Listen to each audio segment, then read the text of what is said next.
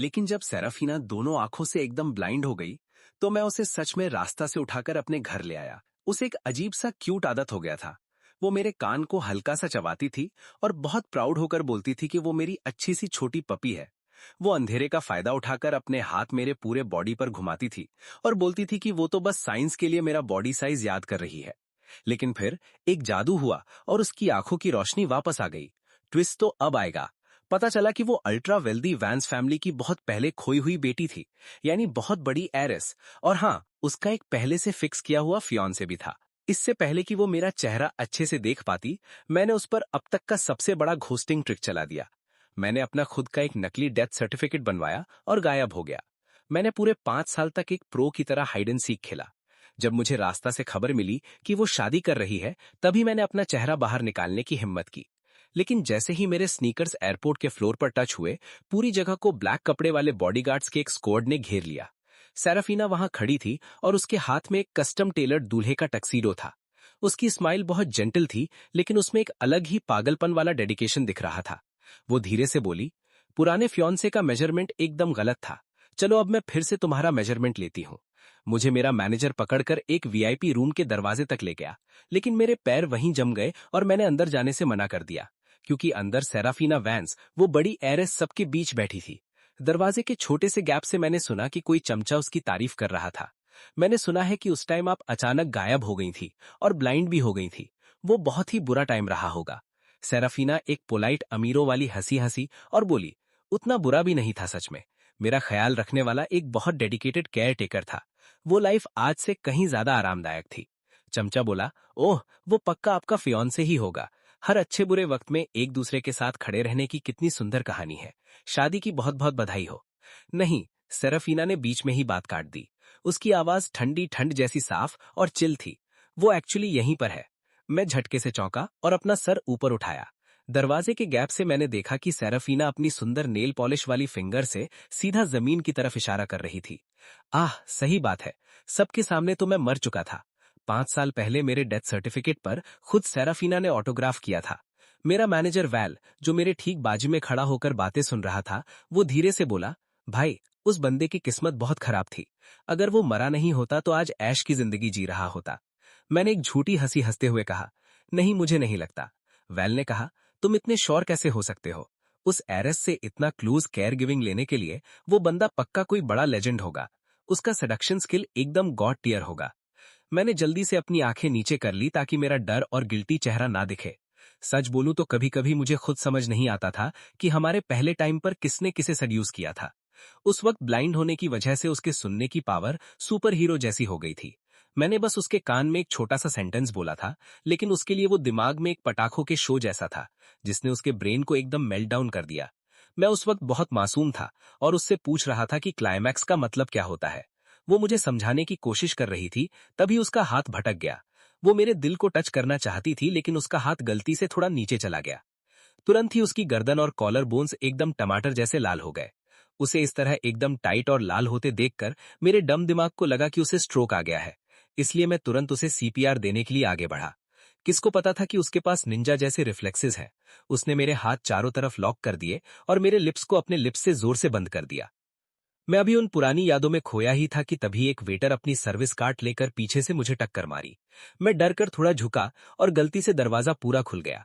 दरवाजे के ठीक सामने बैठी सेराफीना ने धीरे से अपनी आंखें उठाईं और मुझे देखा। जैसे ही हमारी आंखें मिली, मेरे वेन्स का खून एकदम बर्फ बन गया। मैं वहां से मुड़कर भाग भी नहीं सका। लेकिन 5 साल तक कॉर्पोरेट वर्ल्ड में काम करने की वजह से मेरी नकली कस्टमर सर्विस वाली स्माइल कुछ ही सेकंड्स में मेरे चेहरे पर आ गई। ये कितना अजीब था ना।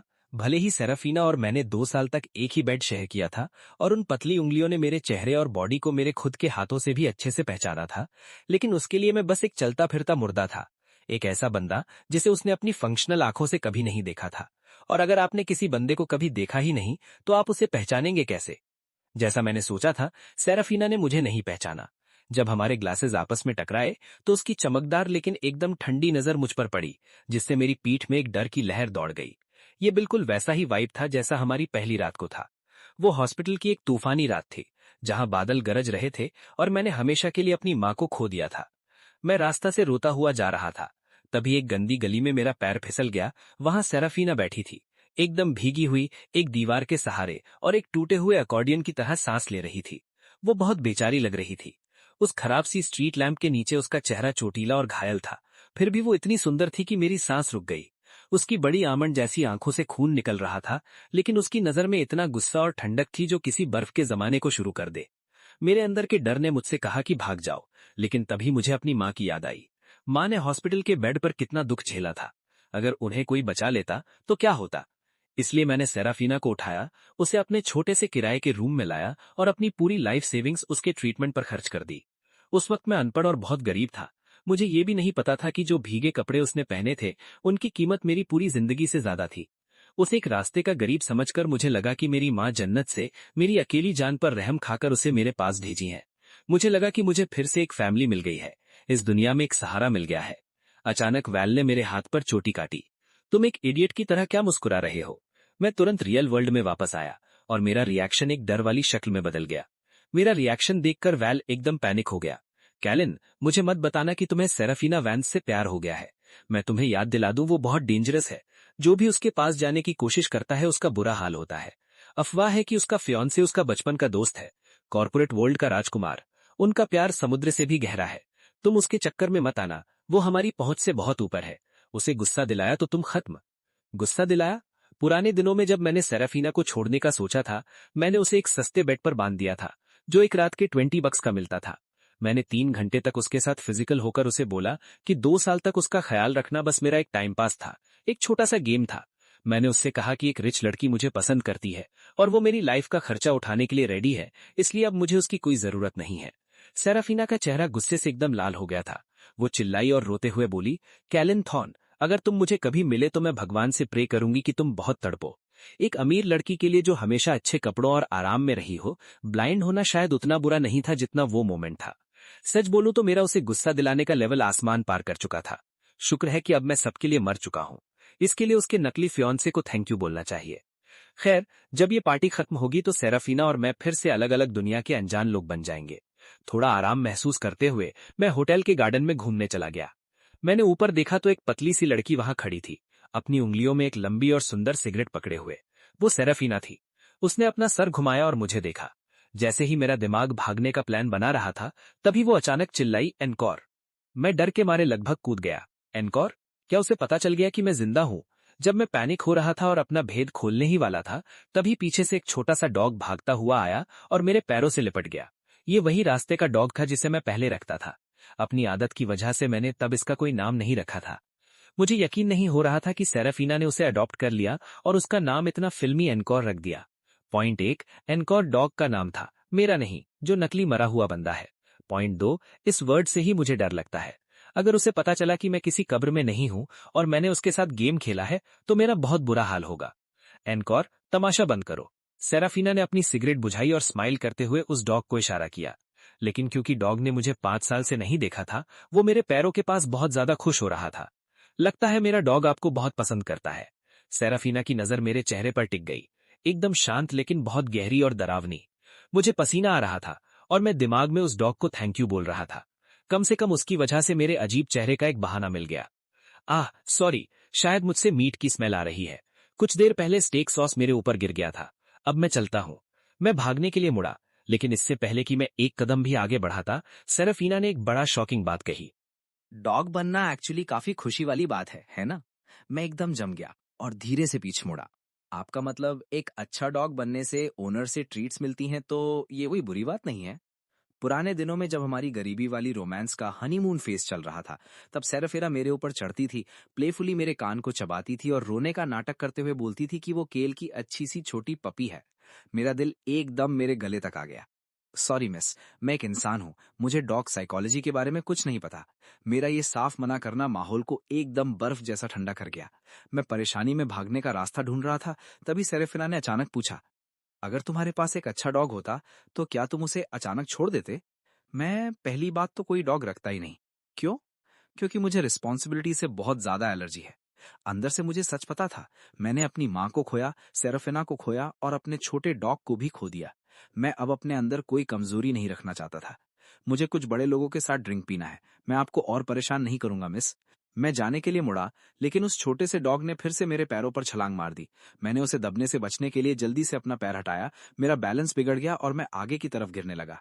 अचानक पीछे से दो नरम हाथ आगे आए और उन्होंने मेरी कमर को जोर से पकड़ लिया, बिल्कुल पुराने दिनों की तरह। क्या हुआ? क्या तुम्हारी तबीयत खराब है? मेरी पीठ उसके नरम चेस्ट से टिकी हुई थी और वो जानी पहचानी नरम चिंता वाली आवाज मेरे कान में गूंजी। ये बिल्कुल वैसा ही था जैसे वो उन 2 साल के साथ में मेरी फिक्र करती थी। इसने मुझे फिर से एक ऐसी बुरी उम्मीद दे दी कि शायद हम सच में एक साथ बूढ़े हो सकते थे। सेरेफिना, तुम गार्डन में इतनी देर से क्या कर रही हो? एक साफ और अमीरों वाली मर्दाना आवाज हमारे पीछे से आई। मुझे पीछे मुड़कर देखने की भी जरूरत नहीं थी कि वो कौन था। जूलियन स्टर्लिंग, बचपन का दोस्त, फियोंसे, और वो आवाज जिसने मेरे सारे सुंदर सपनों को तोड़ दिया था और मेरे दिमाग पर एक जख्म छोड़ दिया था। मेरे लिए जूलियन स्टर्लिंग एक ट्रॉमा जैसा था। मुझे अच्छे से याद है जब वो पहली बार मेरे सस्ते, खराब किराए के घर में अपने बहुत महंगे लेदर के जूतों के साथ आया था। उसके पहले वर्ड्स थे, तो ये है वो कचरा जिसके साथ सरेफिना 2 साल से सो रही थी। सच बोलूं तो उस बंदे में बहुत सब्र था जो उसने हमारे फ्यूचर के लिए मेरे रूम की बदबू को झेला। मैं कोई कमजोर बंदा नहीं हूं, लेकिन जूलियन के सामने खड़े होकर जिसके अंदर से अमीरी की खुशबू आ रही थी, मैं एक पल के लिए कुछ नहीं बोल पाया। वो पहली बार था जब मेरी गरीबी ने मुझे मेरी कमजोरी पर रुलाया था। लेकिन शुक्र है वो दिन अब खत्म हो चुके थे, क्योंकि मेरा दिल अब पहले जैसा दुखी और बेचारा नहीं था। मैंने जल्दी से सेरेफिना को अपने ऊपर से हटाया और सीधा खड़ा हो गया। जूलियन पीछे से चलकर आया। जब उसने मेरा चेहरा देखा तो उसकी आंखें एकदम फटी की फटी रह गई। लेकिन 3 सेकंड के अंदर ही उसने अपने चेहरे पर वही पुराना घमंड वापस ला दिया। क्लियरली उसकी एक्टिंग मेरी एक्टिंग से बहुत अच्छी थी। जूलियन ने एक झूठी स्माइल दी। हेलो, तुम शायद वही नए सिंगर हो जिसे वैल ने अभी साइन किया है ना? हाँ। तो फिर तुम मेरी सेरेफिना को गले क्यों लगा रहे थे? जूलियन ने सेरेफिना की तरफ देखा और मजाक में एक गुस्से वाली बात कही। क्या तुम्हें डर नहीं लगता कि उसका फ्यूचर फियांसे गुस्सा हो जाएगा? फियांसे? सेरेफिना ने धीरे से उस वर्ड को दोहराया। उसकी लंबी आईलैशेस थोड़ी कांपी। फिर भी उसकी ग्रेश ब्लू आंखें मुझ पर टिकी हुई थी, जैसे उनमें कोई गुस्से का ज्वालामुखी फटने वाला हो। मैंने अपना चेहरा नॉर्मल रखा। मैं बस उस डॉग से डर गया था। मुझे पकड़ने के लिए थैंक यू मिस। अपनी बात बोलकर मैं वहां से भागने लगा, लेकिन सेरेफिना अपनी महंगी हील्स में तेजी से चलती हुई आई और मेरा रास्ता रोक दिया। उसने अपने पर्स से एक शादी का कार्ड निकाला और मेरे सामने रख दिया। मेरी शादी 1 महीने में है, तुम्हें आना ही होगा। उसकी आवाज एकदम साफ और गुस्से वाली थी। जूलियन ने बीच में कहा, सेरेफिना डार्लिंग, तुम भी ना? इस कार्ड पर तो अभी सील भी नहीं लगी है, लोग दूल्हा दुल्हन का नाम देख लेंगे। मेरा उनकी अमीरों वाली बातें सुनने का कोई मूड नहीं था। मैंने पोलाइट होकर कार्ड लिया और वहां से निकल गया। अपने रूम के रास्ते में मैंने उस कार्ड के टुकड़े टुकड़े कर दिए और उसे डस्टबिन में फेंक दिया। मेरी ब्लाइंड शक्ल ने यह ध्यान नहीं दिया कि उस छोटे से कागज के टुकड़े पर इंग्लिश का लेटर के दिख रहा था। मुझे लगा सेरेफिना से मिलना बस एक गलती थी, इसलिए मैंने उसे भुला दिया। मैं अपने करियर के लिए फिर से मेहनत करने लगा। तब तक जब मेरे मैनेजर ने मुझे एक बड़ा शौक दिया। एक बहुत बड़े डायरेक्टर चाहते थे कि मैं उनकी नई ब्लॉकबस्टर मूवी का ओपनिंग सॉन्ग गाऊं। मेरी अभी की छोटी पोजीशन के हिसाब से ये लॉटरी लगने जैसा था। लेकिन जब मैं स्टूडियो पहुंचा और वहां सेरेफिना को आराम से बैठे देखा तो मेरा सपना टूट गया। ये कोई किस्मत नहीं थी, ये वो हैरिस थी जो पीछे से सारी बातें चला रही थी। वैल मुझे सबके पास ले गई और सबसे मिलवाने लगी। जब हम सेरेफिना के पास पहुंचे तो वैल बोली, आपका बहुत थैंक यू कि आपने खुद उसे रिक्वेस्ट किया मिस्टर थॉर्न। बहुत दिनों बाद मिले, सेरेफिना ने कहा। वैल ने जल्दी से बात को ठीक किया। ओ, एक्चुअली इसका स्टेज नेम केलिन है, केलिन थॉर्न। मेरा दिल जोर जोर से धड़कने लगा। पुराने दिनों में जब मेरे पापा गुजर गए फिजिकल, तब हम दूसरे स्टेज चले गए और मैंने अपनी माँ का लास्ट नेम रख लिया। लेकिन केलिन वो नाम था जो मेरी माँ ने मुझे दिया था, इसलिए मैंने उसे रखा। ये कोई बहुत अलग नाम नहीं था वैसे। सेरेफिना की आंखें मुझे घूर रही थी। मैंने एक नॉर्मल चेहरा बनाया। आपको शायद कोई गलती हुई है। मेरा एक पुराना दोस्त था जिसके नाम में केलिन था, लेकिन उसका लास्ट नेम अलग था। ज्यादा बोलने से मेरा भेद खुल जाता, इसलिए मैंने चुप रहना सही समझा और एक झूठी शर्मीली स्माइल दी। वैल ने देखा कि मैं मदद नहीं कर रहा हूं, तो उसने चुपके से मेरी शर्ट खींची, लेकिन मैंने ऐसा नाटक किए जैसे मुझे कुछ पता ही नहीं है। दोपहर को स्टाफ ने लाइट लंच और फ्रूट सलाद लाया। जो बोल मेरे हाथ में दिया गया उसमें मैंगोस थे। मुझे मैंगोस से बहुत खराब एलर्जी है।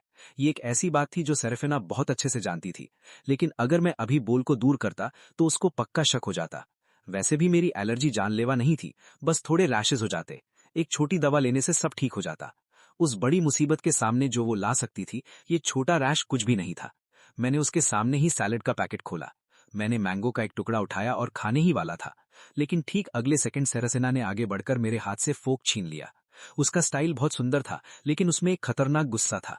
मैंगो टेबल पर गिर गया। वैल एकदम शॉक होकर देखने लगी। मिस सेरेफिना, वो हैरिस मेरे सामने से पूरा सैलेड का बॉक्स उठाकर चली गई।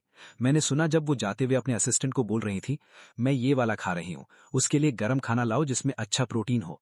कुछ देर बाद उसका असिस्टेंट मेरे लिए एक राजाओं जैसा खाना लाया। 8 गौर्मे डिशेज और एक सूप। ये गोल्डन फॉर्च्यून से था, जो एक मिशेलिन लेवल रेस्टोरेंट था। उसका बिल आराम से $1000 से ऊपर था। वैल की आंखें बड़ी हो गईं और वो मेरे कान में बोली, केल, तुमने चुपके से उस हैरिस को सिड्यूस कर लिया है। क्या तुमने उसे फंसा लिया है?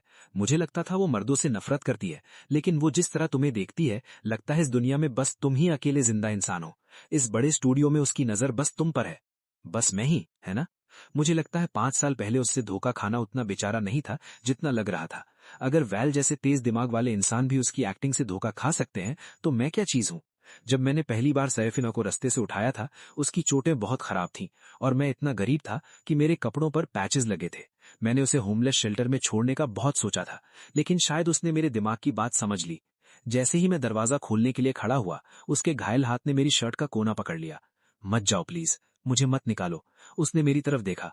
भले ही वो आंखें ब्लाइंड थी, फिर भी वो सूरज जैसी चमकदार थी जो किसी को भी अपना बना ले। मेरा दिल तुरंत पिघल गया। मैंने उससे पूछा कि उसके पेरेंट्स या रिलेटिव्स कहाँ हैं। बस उसने अपना सिर झुका लिया। वो छोटा चेहरा, जिस पर चोट के निशान थे, एकदम छोड़े हुए डॉग जैसा लग रहा था। मुझे लगा कि उसे दुनिया ने छोड़ दिया है और डर की वजह से उसकी मेमोरी चली गई है। उस दिन से मैंने दिन में 3 जॉब्स करना शुरू कर दिया ताकि हम खाना खा सकें। हर रात जब मैं थककर घर आता तो सेरेफिना मुझे गले लगाती थी ताकि मेरे ठंडे हाथ पैर गर्म हो जाएं। केल, तुमने बहुत मेहनत की है।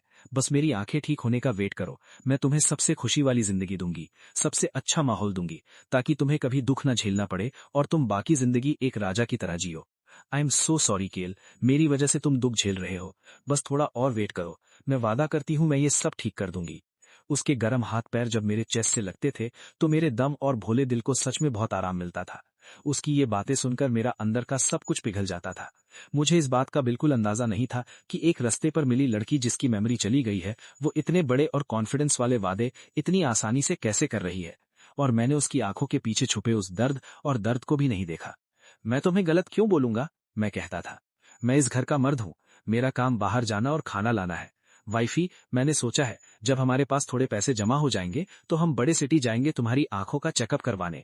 मैंने सुना है वहां सबसे अच्छा आई हॉस्पिटल है। कुछ भी हो जाए, मैं तुम्हारी आंखें ठीक करवा के रहूंगा, ताकि तुम मेरे साथ इस दुनिया को देख सको। अगर हमारी किस्मत अच्छी रही तो हमारा एक बच्चा होगा, अगर नहीं हुआ तो कोई बात नहीं, हम दोनों एक दूसरे के बड़े बच्चे बनकर रहेंगे। और हाँ, एक दिन मैं हमारे लिए एक अपना घर खरीदूंगा। तुम वहां आराम से रहोगी। इस छोटे से डिब्बे जैसे कमरे में अब और नहीं रहना पड़ेगा।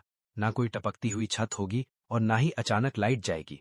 जब भी मैं किसी सस्ते सीरियल के हीरो की तरह ऐसी बातें शुरू करता था, तो सेराफीना मुझे जोर से गले लगा लेती थी, अपना सर ऊपर करती थी और मुझ पर किसेस की बारिश कर देती थी। फिर वो मेरे ऊपर चढ़ जाती और मुझे इतना तेजी से टीज करती थी कि मेरा मुंह बस उसे किस करने के लिए खुला रहता था, जिससे मेरे गरीबी वाले सपने वहीं बंद हो जाते थे। अब पुरानी बातों को याद करूं तो लगता है कि वो बस मेरी वो बेचारी बातें नहीं सुनना चाहती थी। वैसे भी मेरे जिंदगी के सबसे बड़े सपने एक नॉर्मल इंसान के लिए बस गुजारे जितने ही थे, जबकि वो एक ऐसी रिच एरिस थी जो एक महल में पैदा हुई थी और जिसने बचपन से बस ऐश देखी थी। एक नॉर्मल जिंदगी का मतलब हम दोनों के लिए एकदम अलग था। उस खराब से अपार्टमेंट के अंदर हम दो अकेले इंसान एक दूसरे को गर्म रखने के लिए साथ थे, लेकिन जैसे ही उस दरवाजे से बाहर कदम रखो, हम दो अलग दुनिया के लोग थे, एकदम मिट्टी और कीमती हीरे जैसे अलग। रिकॉर्डिंग सेशन के ब्रेक के वक्त जूलियन स्टर्लिंग ने वहां ग्रैंड एंट्री ली, एंटरटेनमेंट इंडस्ट्री का प्रिंस और बचपन का दोस्त। उसने आते ही सबका ध्यान अपनी तरफ खींच लिया। उसने सबको महंगा आफ्टरनून टी सेट बांटा और सबसे अच्छी पेस्ट्री बचाकर खुद सरफीना के पास लेकर गया। सरफीना डार्लिंग, आज एक थीम सॉन्ग की रिकॉर्डिंग सुनने के लिए इतना फ्री टाइम कैसे मिल गया? तुम थोड़ी देर पहले बहुत ध्यान से सुन रही थी। सेराफीना ने उसे कोई साफ जवाब नहीं दिया, बस ठंडे दिमाग से बोली, क्योंकि मैं किसी बहुत इंपॉर्टेंट इंसान को देखना चाहती थी। पूरे रूम में सब लोग ऊ ऊ करके टीज करने लगे। जूलियन ने बस एक अजीब सी स्माइल दी। किसी ने हिम्मत करके पूछ ही लिया, मिस वैंस, आपकी और सीईओ स्टर्लिंग की शादी अगले महीने है ना? सेराफीना की आवाज एकदम सीरियस हो गई। हाँ, अगले महीने मेरी शादी में मैं उस बंदे से अपने प्यार का इजहार करूंगी जिसे मैं सच में प्यार करती हूँ। मैं वहां उस रोमकॉम मजाक को सुनने के लिए नहीं रुका। मैं मुड़ा और अपना बैग पैक करने चला गया। दोपहर के उस 8 डिशेस वाले खाने की वजह से मुझे बहुत आलसी महसूस हो रहा था। मैं थोड़ी ताज़ा हवा लेने के लिए नीचे गया, तभी मैंने गार्डन के गेट के पास किसी की बातें सुनी। सेराफीना, क्या तुम्हें लगता है कि उस केडन बंदे की आवाज बिल्कुल उसके जैसी है? हाँ, सेराफीना ने जवाब दिया। लेकिन वो तो 5 साल पहले मर चुका है। उस वक्त तुमने ही तो मुझे कहा था कि उसे थोड़े पैसे दे दो दया करके। जूलियन ने दावेदारी की। मैंने तो बस थोड़े और पैसे मिला दिए थे। उसने पैसे पकड़े और 1 सेकंड सोचे बिना भाग गया। लगता है वो तुमसे ज्यादा प्यार नहीं करता था। उस बंदे को तुमसे ज्यादा पैसों से प्यार था। एक्चुअली जूलियन ने बात को एकदम गलत समझ लिया था। उस वक्त मैं इतना समझदार नहीं था कि ये जान सकूं कि प्यार से ज्यादा पैसा बड़ा होता है। मेरे उन पैसों को तुरंत लेने के पीछे कुछ और ही वजह थी। पहली बात, मैं एक भोले दिल का लड़का था जिसे जूलियन ने सबके सामने इतना जलील किया था कि मैं बस एक गड्ढा खोदकर उसमें छुपना चाहता था। दूसरी बात, जूलियन के उस ब्रीफ केस के साथ आने से आधा महीने पहले मैंने गलती से सेराफीना को चुपके से उससे मिलते हुए देखा था। उस दिन मेरे बॉस ने शॉप जल्दी बंद कर दी थी, इसलिए मैं घर पहले आ गया था। लेकिन जब मैं वहां पहुंचा तो मैंने उस बेचारी ब्लाइंड लड़की को गार्डन में खड़े होकर एक सुंदर बंदे को खुशी से गले लगाते हुए देखा। उसकी आंखें पूरी खुली हुई थी और बहुत चमकदार लग रही थी। और जब उसने चारों तरफ देखा तो उसकी नजर एकदम तेज और चालाक थी। वो कहीं से भी ब्लाइंड नहीं लग रही थी। असली ब्लाइंड इडियट तो मैं था, लेकिन उस वक्त मैं बहुत कमजोर और बेचारा था। ये सब देखकर मेरा दिल एकदम टूट गया था। मैं रास्ते के कोने में बैठकर एक बच्चे की तरह बहुत देर तक रोया।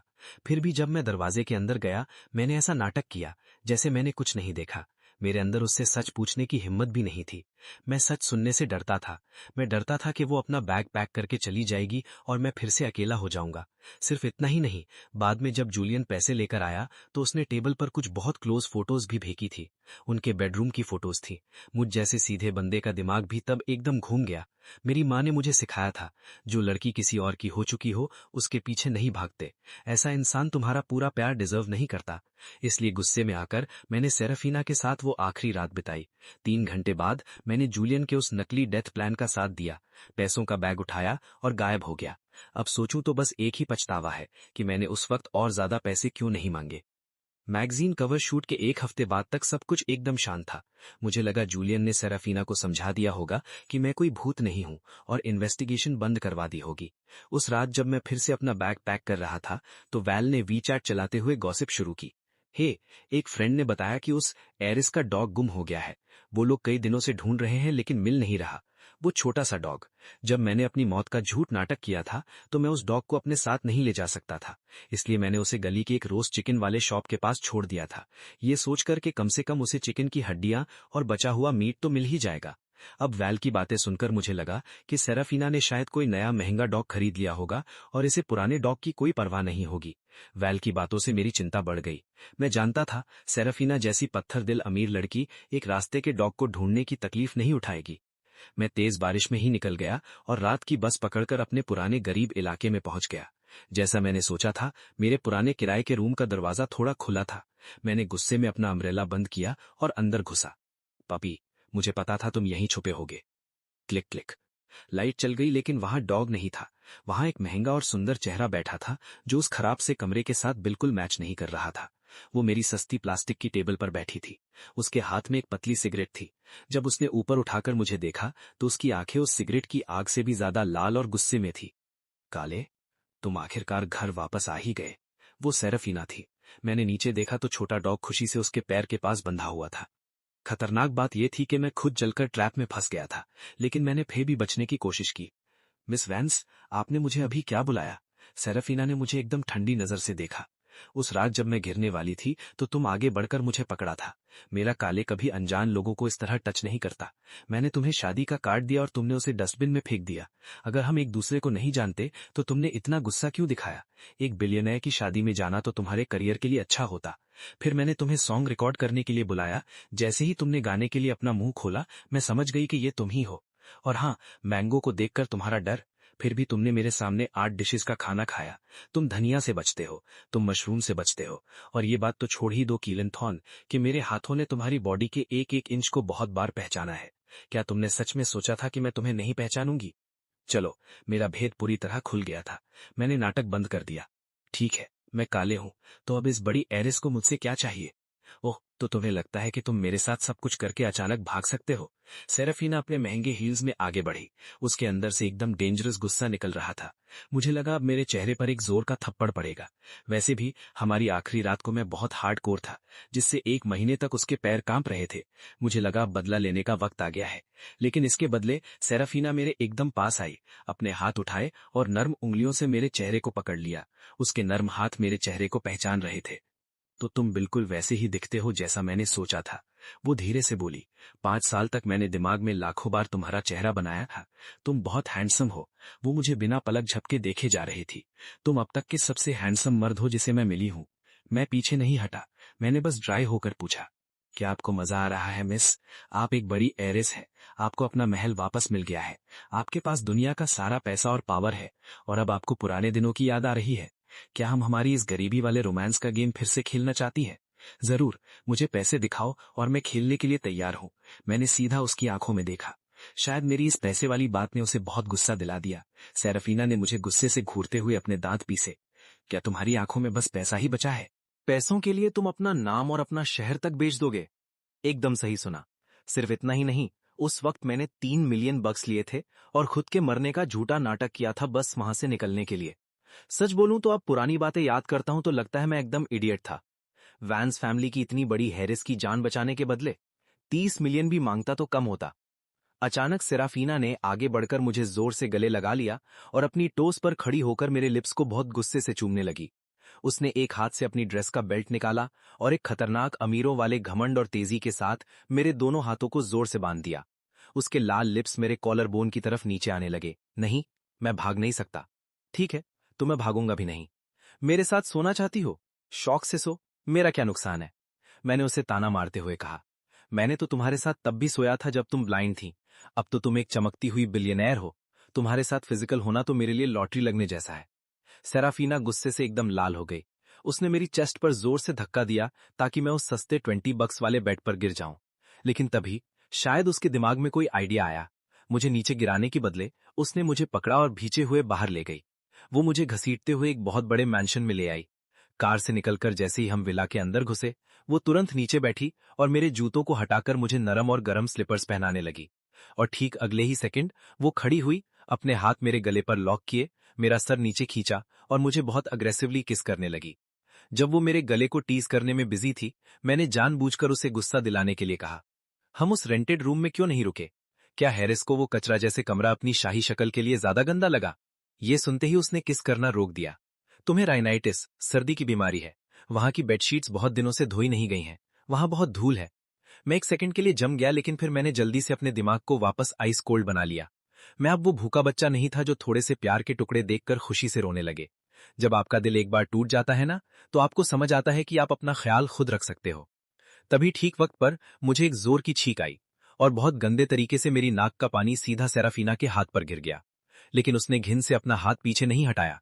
वो तुरंत खड़ी हुई, टिश्यू लेकर मुझे साफ किया, फ्रिज से मेरा नेजल स्प्रे निकाला और मेरे लिए गर्म जुजुबे फ्लोरल टी बनाई। वाह, कितनी परफेक्ट तैयारी है। मैंने हंसते हुए ताना मारा। लगता है इस घर में कोई मर्द रहता है। हैरिस तो एकदम डोमेस्टिक बीवी जैसी बन गई है। क्या तुम मिस्टर स्टर्लिंग की खिदमत भी ऐसे ही करती हो? मैं भला उसकी केयर क्यों करूंगी? वो गुस्से से चिल्लाई। मेरा उससे कोई रिश्ता नहीं है। रिश्ता नहीं है? तुम दोनों अगले महीने शादी कर रहे हो। मैं उससे शादी नहीं कर रही हूं। वो बस बड़े लोगों की फिजूल बातें हैं। कार्ड सबको जा चुके हैं और तुम अभी भी झूठ बोल रही हो। सेराफीना, क्या तुम्हारे मुंह से निकला एक भी वर्ड सच होता है? सेराफीना ने झटके से अपना सर ऊपर उठाया। उसकी आंखों में एक डर दिखा। कैले, अगर मैं कहूं कि मैं तुमसे शादी करना चाहती हूं? इम्पॉसिबल। मैंने बहुत बेरहमी से उसकी बात काट दी। देखो, हम कहां खड़े हैं। तुम्हें लगता है मैं अब तुमसे शादी करूंगा?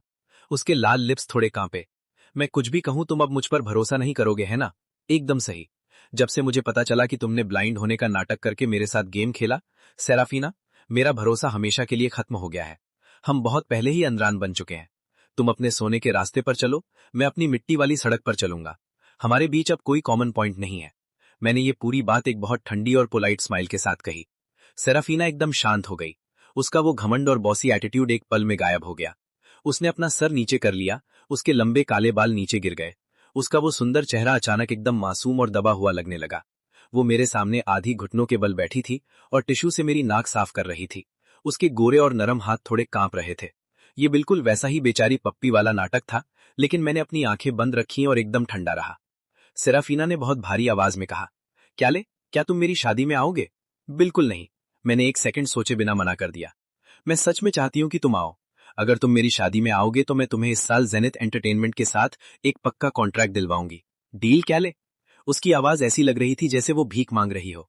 अब मैं और ज्यादा झगड़ा नहीं करना चाहता था, इसलिए मैंने तुरंत हाँ बोल दिया। जेनिथ म्यूजिक इंडस्ट्री का सबसे बड़ा राजा था। वहां कॉन्ट्रैक्ट मिलना मतलब एक जादू जैसा था। मुझ जैसे छोटे और बिना सहारे वाले बंदे के लिए लोग इस स्लॉट के लिए एक दूसरे का खून तक कर देते हैं। अगर वो मुझे ये फ्री में दे रही थी तो मैं मना करके इडियट नहीं बनना चाहता था। तो ये वादा रहा तुम्हें आना ही होगा। फिर सेराफीना ने खुद कार चलाकर मुझे मेरे अपार्टमेंट तक छोड़ा। जाते जाते उसने मुझे फिर से याद दिलाया कि मैं शादी में आना ना भूलूं।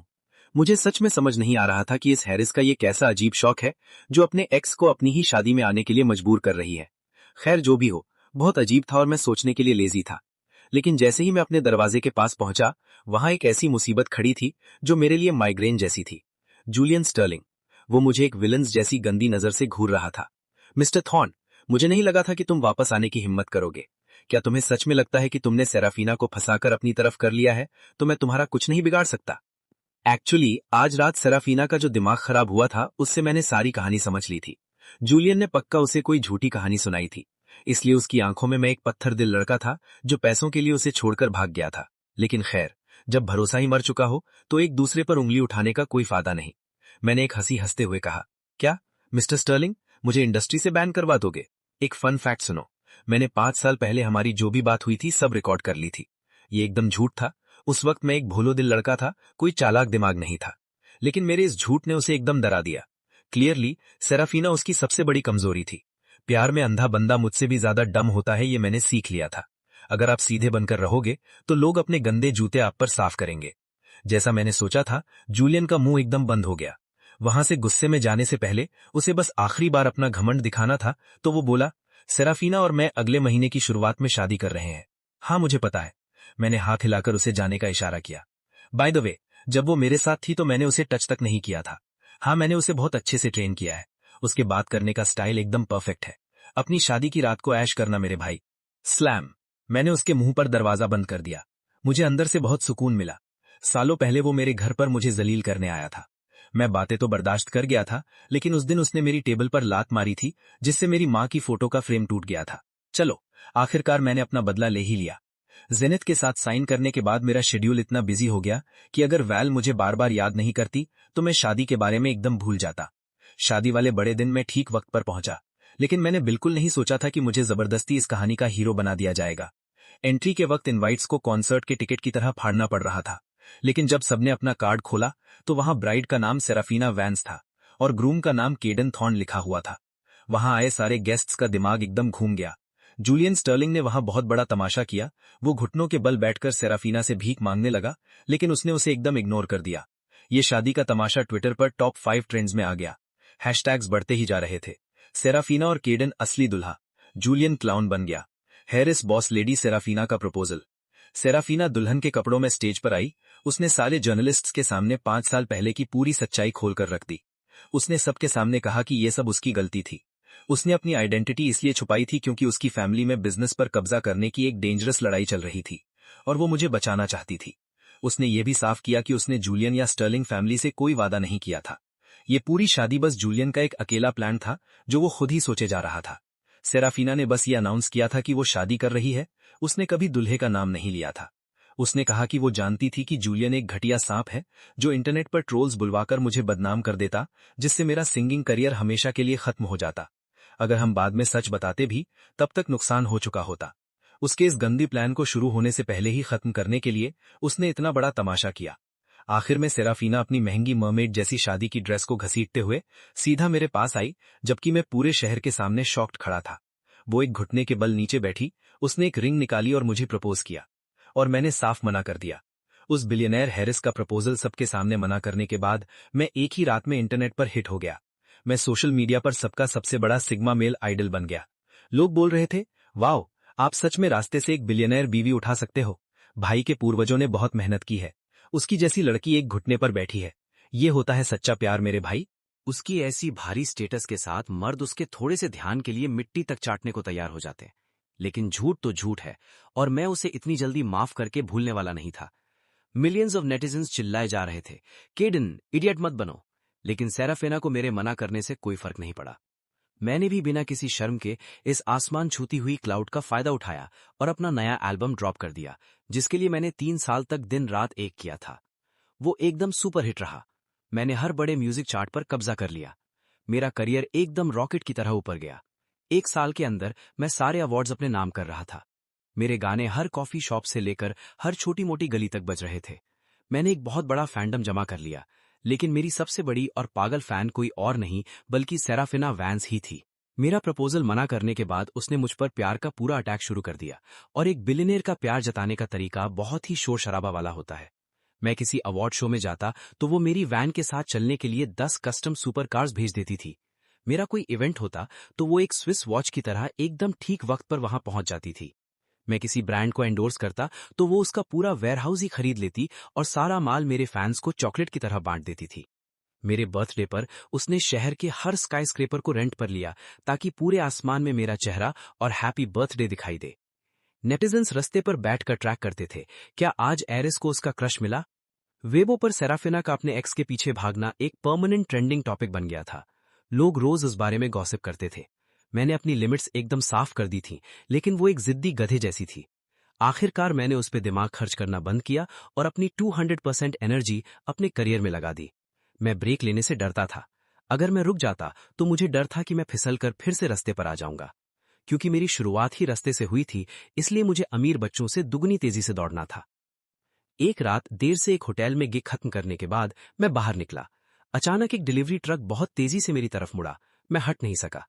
उस 1 सेकंड के अंदर एक जाना पहचाना पतला सा चेहरा पीछे से आया और उसने मुझे आगे की तरफ धक्का दे दिया।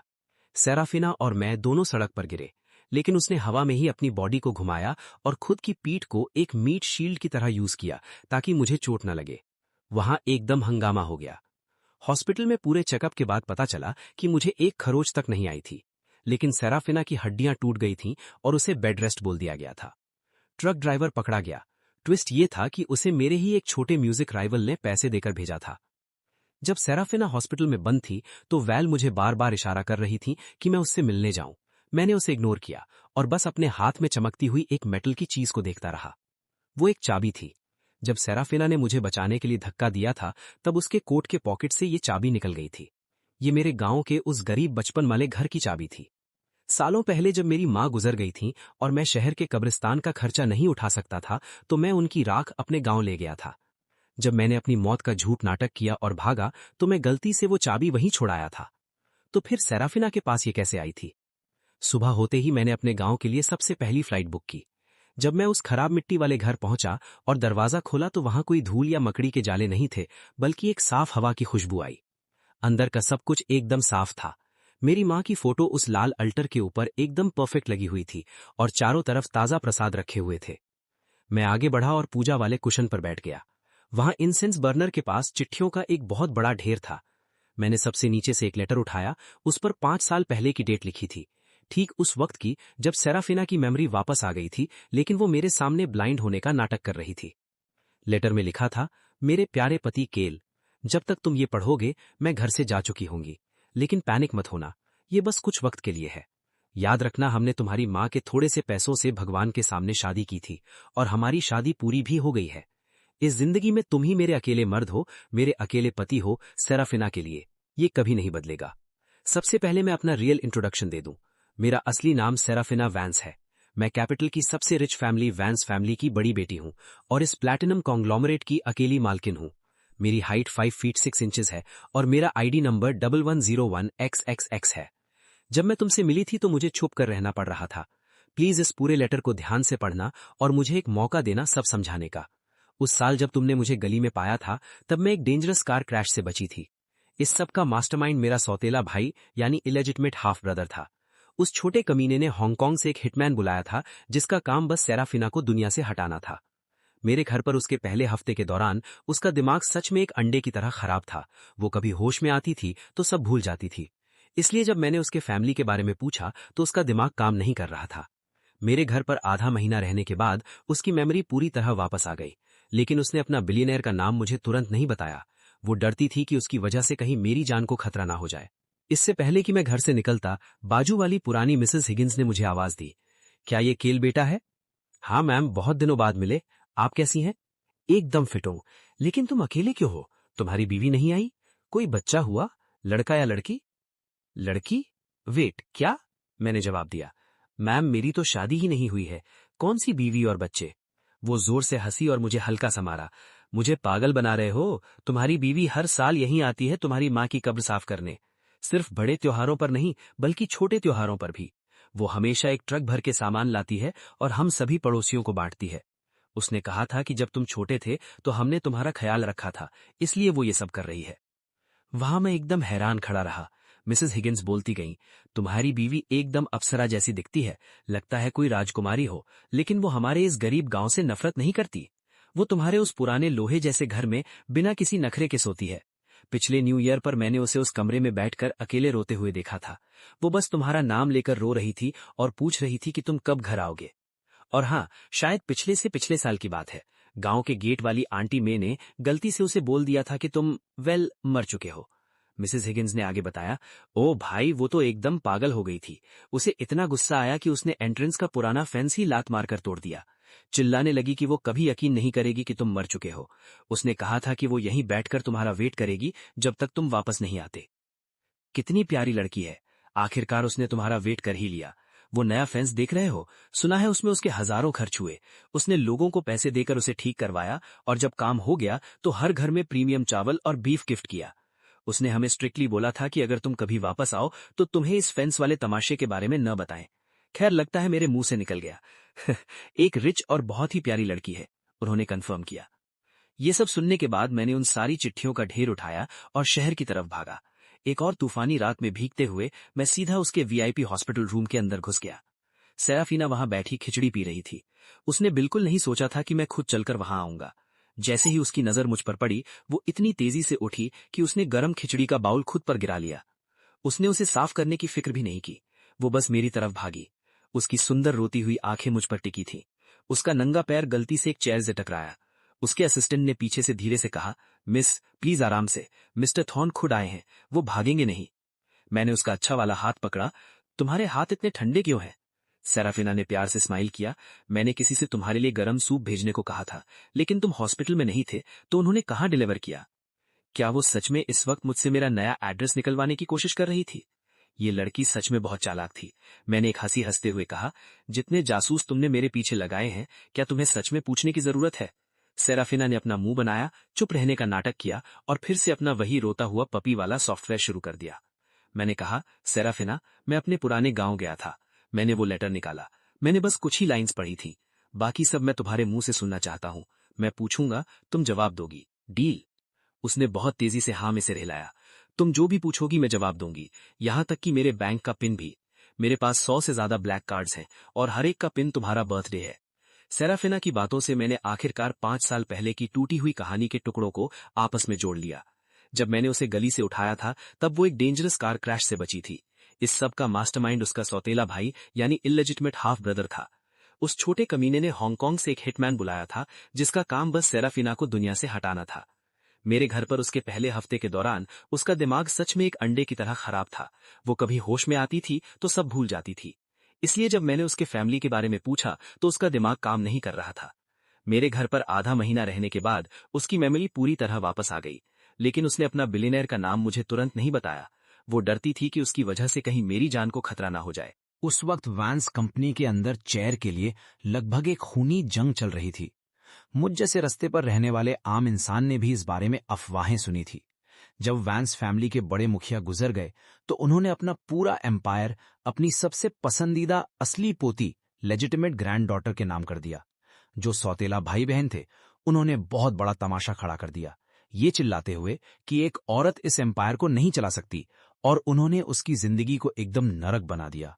सेराफीना के पापा ने तो इतनी हिम्मत दिखाई कि अपनी मिस्ट्रेस को सीधा उनके पुराने खानदानी महल में ले आए और सेराफीना की असली मां को वहां से निकाल दिया। सेराफीना पर अटैक हुआ और वो सबकी नजर से गायब हो गई। वो डरती थी कि अगर उसके उन पागल भाइयों को पता चला कि मैं उसे अपने घर में छुपा रहा हूं तो वो मुझे भी खत्म कर देंगे। इसलिए वो चुप रही, अपने जख्मों को ठीक किया और एक सही मौके का वेट करने लगी अपना ऊनो रिवर्स कार्ड चलने के लिए। मैं तुम्हारे घर पर 2 साल तक थी, उसने समझाया। मैं बहुत बार तुम्हें सच बताना चाहती थी, लेकिन मैं डरती थी कि तुम भी मेरी तरह पैनिक हो जाओगे और ये सोचकर कि मेरी जिंदगी बहुत डेंजरस है, तुम मुझे छोड़कर भाग जाओगे। एक्चुअली तीसरे साल तक मेरे नए असिस्टेंट ने मुझे ढूंढ लिया था, लेकिन मैंने उसे एक भूत की तरह छुपकर रहने को कहा। कोई झटका नहीं लेना था। एक छोटी गलती और मेरे भाई हमें ढूंढ लेते और उसका अंजाम बहुत खतरनाक होता। मैंने अपने होंठ को चबाया इस बात को समझते हुए, लेकिन मेरे अंदर का गुस्सा जीत गया। तो फिर हमारे घर के सामने जूलियन स्टर्लिंग को गले लगाने का क्या मतलब था? सेरेफिना ने अपना मुंह बनाया। फिर अचानक उसके दिमाग में लाइट चली गई। ओह, तो तुमने वो देखा था, तभी तुमने गलत समझ लिया। उस दिन उन पागल भाइयों में से एक ने अपने गुंडों को हमारे आसपास ढूंढने के लिए भेजा था। जूलियन और मैंने उन्हें भटकाने के लिए एक छोटा सा नाटक किया था और मेरी आंखों की रोशनी बस 20 मिनट के लिए वापस आई थी और फिर से सब अंधेरा हो गया था। स्टर्लिंग फैमिली और मेरी मां के बैंक अकाउंट्स आपस में जुड़े हुए थे। जूलियन के पापा मेरे ऊपर बहुत बड़ा दाव लगा रहे थे कि मैं इस जंग को जीतूं। जूलियन तो बस एक पोस्टमैन की तरह मुझे सीक्रेट बातें डिलीवर करने आया था। मुझे अचानक याद आया कि जब वो उसे गले लगा रही थी तो उसकी आंखें चारों तरफ कितनी तेजी से घूम रही थीं। वो इस बात से नहीं डर रही कि मैं उसे धोखा देते हुए पकड़ लूंगा। उसकी आंखों की रोशनी खराब हो रही थी। गुंडे पक्का झाड़ियां में छुपे थे और वो एक सिक्योरिटी कैमरा की तरह देख रही थी। लेकिन ठीक उस दिन कंपनी के बोर्ड को मेरी जरूरत थी ताकि मैं वहां जाकर सब कुछ बदल सकूं, इसलिए मुझे तेजी से निकलना पड़ा। मेरी हिम्मत नहीं हुई तुम्हारे पास वापस आने की। मैंने वो सारी चिट्ठियां पहले ही लिख दी थीं और सोचा था कि जब मैं सीईओ की चेयर पर आराम से बैठ जाऊंगी तो तुम्हें भेज दूंगी ताकि तुम्हें पूरा सच पता चल जाए। मैंने जूलियन को काम दिया था कि वो तुम्हें पैसों का बैग दे और एक नाटक करे कि मैं तुम्हें छोड़ रही हूं। इस तरह मेरे भाई तुम्हें एक फेंका हुआ खिलौना समझेंगे और तुम्हारी जान बच जाएगी। मुझे बिल्कुल अंदाजा नहीं था कि वो सांप जूलियन सारे पैसे खुद रख लेगा, तुम्हें गायब होने को कहेगा और हमारे बेड पर अपनी नकली फोटोज फोटोशॉप कर देगा। और मैंने तो ये बिल्कुल नहीं सोचा था कि तुम पैसे पकड़कर सच में चले जाओगे। और जाने से पहले तुमने इतनी हिम्मत दिखाई ये कहने की कि तुम्हें कोई रिच लेडी मिल गई है खर्चा उठाने के लिए। तुम्हें पता है मैं कितने दिनों तक सब कुछ जला देने के लिए तैयार थी। लेकिन जब भी मुझे बहुत गुस्सा आता मैं खुद को ये बोलकर समझाती, मुझे यकीन है उसकी रिच लेडी मुझसे ज्यादा अमीर नहीं होगी। जब वो थक जाएगी तो वो पक्का मेरे बैंक अकाउंट के पास वापस आएगा। सेरेफिना ने मेरी तरफ बहुत ही गहरे प्यार से देखा। उसकी आवाज में एक डर और खुद पर अफसोस दिख रहा था। मैं ये सब जूलियन पर दोष डालने के लिए नहीं बोल रही हूं केल, मुझे पता है मैंने गलती की। मुझे पहले दिन से ही सब साफ बता देना चाहिए था। अब मुझे समझ आया है, किसी से प्यार करने का मतलब होता है जिंदगी की लड़ाइयों को एक साथ लड़ना, ना कि खुद को महान दिखाकर दूसरे के लिए अकेले फैसला कर लेना बिना उससे पूछे। केल, I am so sorry, I love you. क्या तुम प्लीज प्लीज मुझे एक और मौका दे सकते हो? मैंने उसके आखिरी सवाल का जवाब तुरंत नहीं दिया। 5 साल की इस गलत फहमियों को देखकर मुझे समझ आया कि हम दोनों एकदम कार्टून थे। मैं गलत था क्योंकि मैं एक डरपोक बंदा था जिसमें सच पूछने की हिम्मत नहीं थी। वो गलत थी क्योंकि वो एक घमंडी सीईओ बनी घूम रही थी जिसे प्यार का मतलब ही नहीं पता था। प्यार एक साथ खेलने वाला गेम है, चाहे सामने कोई गुंडा हो या बस घर का किराया देना हो। हमने 5 साल अलग रहकर खराब कर दिए। किसी की गलती नहीं थी, बस 2 इडियट थे जो प्यार करना नहीं जानते थे। हाँ, 1 महीने बाद सेरेफिना को हॉस्पिटल से छुट्टी मिल गई। इस बीच मैंने ट्विटर पर एक बम फोड़ा और अनाउंस किया कि मुझे एक लड़की पसंद है और मैं सही मौके का वेट कर रहा हूं उसे प्रपोज करने के लिए। सेरेफिना ने मुझसे ये नहीं पूछा कि वो अनजान लड़की कौन है, उसने बस मुझे एक टेक्स्ट भेजा, अगर वो तुम्हारे साथ बुरा करे तो मुझे बताना, मैं गुंडों को भेजकर उसे पटवा दूंगी। बिलियनेयर की पावर और जलन का खतरनाक मिक्स देखना पड़ रहा था। मैंने उसे कॉल किया, तुम्हारे लिए एक बहुत अच्छी खबर है। याद है तुमने शादी में जो स्लाइड शो चलाया था, उसने जूलियन की इज्जत पूरी तरह मिट्टी में मिला दी। 1 महीने बाद उसे हमेशा के लिए देश से बाहर निकाल दिया गया। मुझे पता है, उसने घमंड से जवाब दिया। वैंस और स्टर्लिंग फैमिली के बीच के सारे बिजनेस रिश्ते खत्म हो चुके हैं। हम अब कभी एक दूसरे के सामने नहीं आएंगे। रही बात जूलियन की, अगर तुम चाहते हो वो और तड़पे। मैंने हंसते हुए कहा, नहीं, कोई जरूरत नहीं है। उस बंदे में थोड़ी हिम्मत आ गई है। उसने कल मुझे टेक्स्ट करके सॉरी बोला। उसने बताया कि उसने बाहर शादी कर ली है और उसकी वाइफ ने अभी ट्विन्स बच्चों को जन्म दिया है। उसने मुझसे ये भी पूछा कि मैं तुम्हें वापस कब अपना रहा हूं। और तुमने क्या कहा? उसने बहुत एक्साइटेड होकर पूछा। क्या मैंने ट्विटर पर नहीं डाला था? मुझे पहले से ही एक लड़की पसंद है। और तुम्हारा क्या हाल है? मैंने उसे चढ़ाते हुए पूछा। कोई नया लड़का मिला क्या? मैं बहुत बिजी चल रही हूं, वो बचते हुए जवाब दिया। सेरेफीना ने जल्दी से बात बदली। तुम स्टूडियो में हो ना? क्या तुमने ब्रेकफास्ट किया? मुझे पता है वैल ने कुछ तैयार किया होगा तुम्हारे लिए। चलो गैस करते हैं, तुमने ही तैयार करवाया था ना? उस तरफ एकदम शांति हो गई। मैं उसके मासूम पपी वाले चेहरे को अच्छे से सोच सकता था, जो जिद्दी नहीं बल्कि अमीरी और शर्म का एक मजेदार मिक्स था। मैंने उसे साफ बोला था कि मुझे सामान भेजना बंद करे, लेकिन वो हर बार हाँ बोलती, सॉरी बोलती और फिर चुपके से मेरे लिए महंगा गौरमे खाना भेजती थी। जब भी मैं उसे पकड़ता, वो एक बेचारी विक्टिम बन जाती थी। सच में एक औरत एक खतरनाक माफिया बॉस से एक रोती हुई जिद्दी बच्ची कैसे बन सकती है इतनी जल्दी? ओह, बाय द वे केल, मेरी माँ कुछ दिन पहले तुमसे मिलने आई थी। तुम्हारी माँ? उन्होंने क्या कहा? आराम से, मैं उन्हें खुद संभाल लूंगी। वो बस बोल रही थी कि मैं बूढ़ी हो रही हूँ और मुझे जल्दी शादी कर लेनी चाहिए, इससे पहले कि देर हो जाए। उन्होंने पूछा कि इस बारे में तुम्हारा क्या सोचना है? आह, अच्छा। वेल, जैसा मैंने कहा, मुझे एक लड़की पसंद है। अगले महीने मेरे कॉन्सर्ट पर मैं सबके सामने उसे प्रपोज करने वाला हूँ। क्या तुम वहां आओगी? ओह, सेरेफीना की आवाज एकदम दुख में डूब गई। मुझे उसकी सांस लेने की आवाज भी नहीं आ रही थी। ऐसा लगा जैसे वो अगले ही सेकंड किसी ब्रिज से कूदने वाली है। केल, अगले महीने मेरा यूएस का एक इंपॉर्टेंट बिजनेस ट्रिप है। मैं शायद नहीं आ पाऊंगी। मैंने अपनी हंसी रोकने के लिए अपनी जुबान को डांटा। ओह, सच में? ये तो बुरी बात है। वेल, अगर असली लड़की ही नहीं आएगी तो मैं प्रपोज कैसे करूंगा? लगता है मुझे किसी और लड़की को पसंद करना पड़ेगा। थर्ड, एक जोर की आवाज आई दूसरी तरफ से। उसने पक्का अपना फोन नीचे गिरा दिया था। फिर उसके असिस्टेंट की डरी हुई आवाज पीछे से आई। मिस वैंस, भागिए मत, आपकी कार दूसरी तरफ है, मैं ड्राइव करूंगा। मुझे पता है मिस्टर थॉर्न कहाँ है। मिस, आपका हाथ बंधा हुआ है, आप 6 इंच की हील्स पहनकर ड्राइव नहीं कर सकती। अब हमारी शादी के तीसरे साल की बात है। सिर्फीना ने मेरे लिए एक सुंदर सी छोटी बेटी को जन्म दिया। जब हमारी बेटी 5 साल की हुई तो हमने अपना बैग पैक करके अपने पुराने गांव के मिट्टी वाले घर गए। हम उस पुराने घर में रुके और उस छोटी बच्ची को मेरी माँ की कब्र पर प्रसाद चढ़ाने और प्रणाम करने ले गए। हमारी बच्ची की साफ और बच्चों वाली आवाज पहाड़ों में गूंजी। दादी, ये मैं हूँ, एलारा। मम्मी और डैडी मुझे आपके पास लेकर आए हैं। मम्मी ने कहा है कि वो डैडी से बहुत बहुत ज्यादा प्यार करेगी ताकि आप ऊपर आराम से रह सको। दादी, डैडी ने कहा था कि आप एक बहुत अच्छी सिंगर थी। मैं भी गाना सीख रही हूँ, मैं आपके लिए गाती हूँ। मैंने अपना हाथ सेरेफीना की नर्म कमर पर रखा और अपनी उस छोटी बच्ची को देखा जिसका चेहरा थोड़ा मेरी माँ की जैसा लग रहा था। मेरी आंखों में एक सुकून और खुशी के आंसू थे। जब एलारा अपने छोटे से कॉन्सर्ट से थक गई तो मैंने उसे अपनी पीठ पर उठा लिया। मेरा दूसरा हाथ सेरेफीना के हाथ को जोर से पकड़े हुए था। हम तीनों धीरे धीरे चल रहे थे जब सूरज आसमान में धीरे से निकल रहा था। बेबी, मैंने धीरे से आवाज दी। सेरेफीना ने सिर घुमाया मेरी तरफ देखने के लिए। उसकी सुंदर आंखों में बहुत ज्यादा प्यार चमक रहा था। मैं थोड़ा झुका, मेरे लिप्स उसके कान के पास पहुंचे और मैंने धीरे से कहा, आई लव यू। मैं तुमसे तब से प्यार करता हूं जब तुम मुझे पहली बार मिली थी। सेरेफीना की आंखें चमक उठी, उस उगते सूरज से भी ज्यादा तेज। वो अपनी टोस पर खड़ी हुई, अपने लाल लिप्स मेरे लिप्स पर रखे और एक एक वर्ड को एक कसम की तरह बोली, हबी, आई लव यू टू। मैंने खुद से वादा किया था कि इस जिंदगी में मैं सिर्फ तुमसे शादी करूंगी।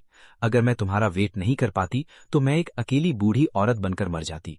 सेरेफीना वैंस हमेशा कैलन थॉर्न से प्यार करेगी, इस जिंदगी में भी और अगली जिंदगी में भी, हमेशा के लिए। No refunds, no exchanges.